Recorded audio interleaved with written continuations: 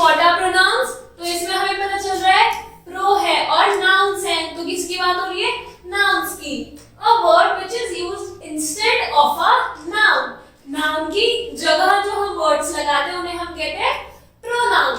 तो I give Ravi a chocolate and Ravi ate the chocolate. तो पहले सेंटेंस में मैंने बता दिया कि मैंने चॉकलेट किसे दी है? रवि को। अब मैं दूसरे सेंटेंस में ये लिखूंगी रवि एट द चॉकलेट। तो बार बार क्या? रवि ये नाउन हो गया, chocolate is also a name of a thing, तो ये भी नाउन हो गया। तो इनमें ये ना रिपीटिशन हो रहा है बार बार। तो to avoid this repetition we will use pronouns. I give Ravi a chocolate and he ate it. तो उसने वो खा ली। तो हमने पहले स्पेसिफाई कर दिया कि हम किसकी बात कर रहे हैं, और हमें पता है Ravi is a name of a boy, उसकी जगह हम ही यूज करेंगे। चॉकलेट इज अ थिंग, तो उसकी जगह हम it it लिखेंगे। Instead of repeating the nouns, that is Ravi and chocolate, the words underlined are replaced with he and it respectively, which are pronouns in the sentence number 2. मतलब कि यहाँ पे repetition हो रही है, रवि चॉकलेट, रवि चॉकलेट। यहाँ दूसरे सेंटेंस में क्या है? रवि चॉकलेट तो ऐसी है। अब हमने किसे रिप्लेस कर दिया रवि चॉकलेट को? प्रोनाउन से, he and it. Now guys, we have different pronouns. Like singular के लिए हमारे पास अलग है, प्लूरल के लिए अलग है। तो सिंगुलर में I, me, मतलब मैं अपनी बात कर रही हूँ, तो I am a girl, ठीक है? तो किसकी बात हो रही है? Me, myself, मेरे बारे में बात हो रही है। और इसलिए इन्हें क्या कहते हैं? First person. क्या कहते हैं? First person. एंड प्लूरल करते हैं किसका? we, us, हम सब। तो वो क्या हो गया? we और us, मतलब प्लूरल हो गया। I means मैं अपनी बात कर रही हूँ, we और us is प्लूरल, एक से ज्यादा लोगों की बात। अब सेकंड पर्सन में आता है you,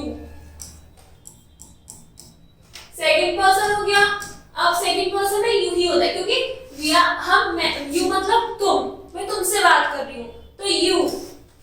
थर्ड पर्सन में it can be he, she, it, मतलब हम लोग बात कर रहे हैं किसी और के बारे में, तो he, she, it। और ये हो गया सिंगुलर में। प्लूरल में they, he किसके साथ यूज होता है? Male, she female, and it usually non living things के साथ यूज होता है, एंड they means वो। तो ये क्या हो गया? Plural. The pronouns given above are called personal pronouns because they stand for person, creatures and things. तो इन nouns को हम क्या कहते हैं? Personal nouns. अब आते हैं possessive nouns. We use possessive pronouns to show that something belongs to something. For example, have use करते हैं, तो have किसके लिए यूज होता है? To own something, कि इसके पास कुछ है।